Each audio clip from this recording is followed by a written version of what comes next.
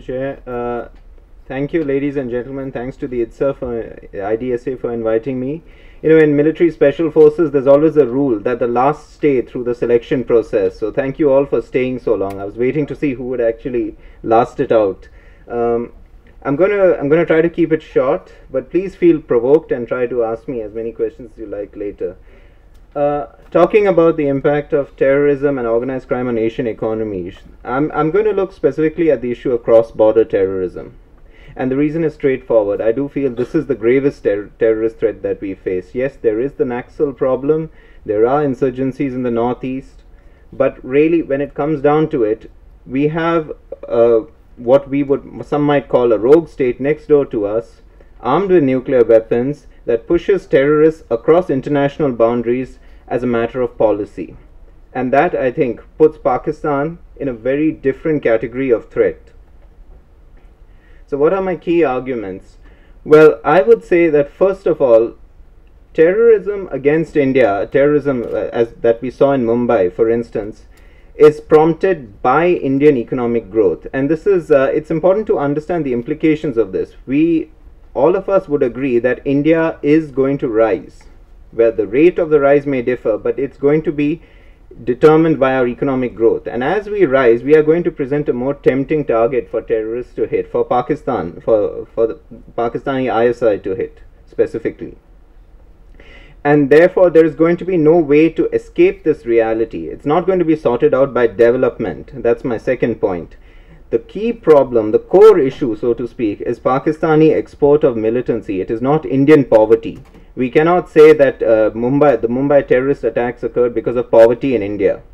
The solution to this does not lie within our borders.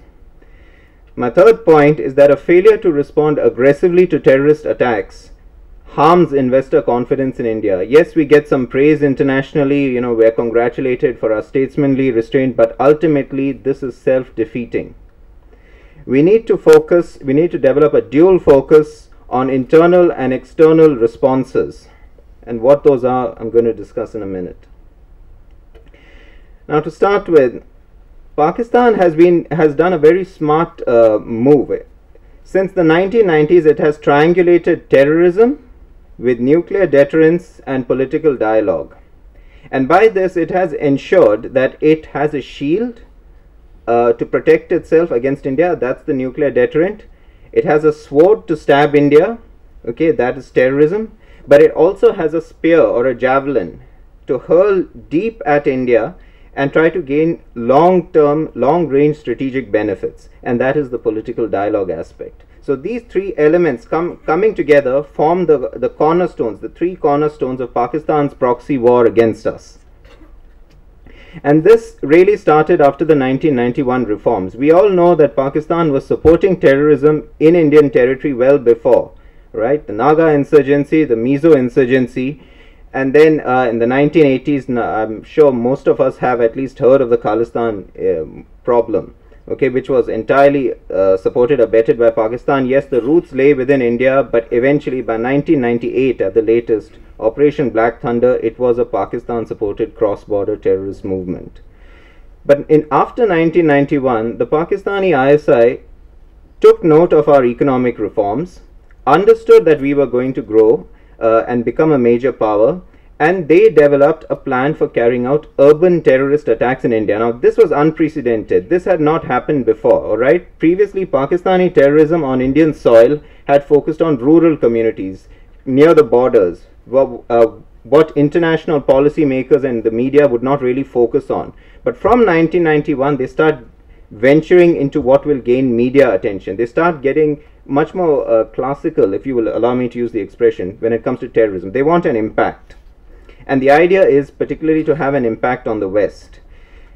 And this was unfortunate because just at the time that our economy was dependent on Western aid, on Western investment, Pakistan was ratcheting up its support for terrorism within our borders. So we all know that in 1993, the ISI, through Dawood Ibrahim's gang, carried out 11 blasts in Mumbai, killing 257 Indian citizens. All right, the single worst terrorist attack that occurred on our soil.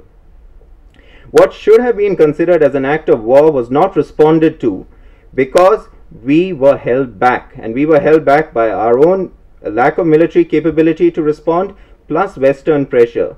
The West at that time was in a very triumphalist mood after having won the Cold War. They were not sure of the legitimacy of our case in Jammu and Kashmir, and therefore they took a rather artificial and contrived, even-handed stance on this issue. I can talk more about this, but I'll save that for later. So after 1993, the ISI understood that it could get away with murdering Indian citizens hundreds of miles from the international border in a mega city, and there would be no consequence to this. There would be no punishment, and maybe the West would even pressure India to hold political dialogue with Pakistan, and there might be some gains further down the line. So actually that's when Pakistan began to understand that they could literally get away with murder and maybe derive some benefit from it. Now the ISI seems to have a rather brittle paradigm while viewing India. They seem to think that we might be a bit like China. As some of you would know, there is this view, right or wrong, that China has got a rather brittle political system. They need economic growth to maintain regime stability in China, and this seems to be the ISI's view of us as well, that if economic growth slows, there will be some sort of internal turbulence within India which will force policy makers to make substantial concessions, or at least talk to Pakistan from a weakened position. And this is of course a flawed perspective. The Pakistanis are wrong for two reasons. One, because we're a democratic country and we have tremendous resilience to absorb economic shocks. Right? If a government doesn't perform well, doesn't deliver economic growth, we can vote it out, bring in another government. And the second reason they're wrong is that the Indian elite is not as insecure about their political future as autocratic elites. They know that if they're voted out this year, 5 years down the line, they can come back. Right? So there's not that desperation to hang on to power and make any compromises with inimical foreign states. Now, terrorism is not just a tool of Pakistani foreign policy, it is also a tool of Pakistani domestic policy. Since at least the 1980s, since Zia-ul-Haq's regime, the ISI and Pakistan Army have used terrorists as a way of legitimating their control over that state, over Pakistan's political affairs. Right? The rise of the MQM, for instance, in Karachi is one example. Shia-Sunni conflict that was partly abetted by the ISI's S-wing. Pakistan knows how to use some jihadist groups who are totally dependent on state patronage to control and fight other jihadist groups when those guys step out of line. And they're really masters at this. They are masters at using the wedge strategy. Okay, driving a wedge between intelligence, between terrorist groups and manipulating them.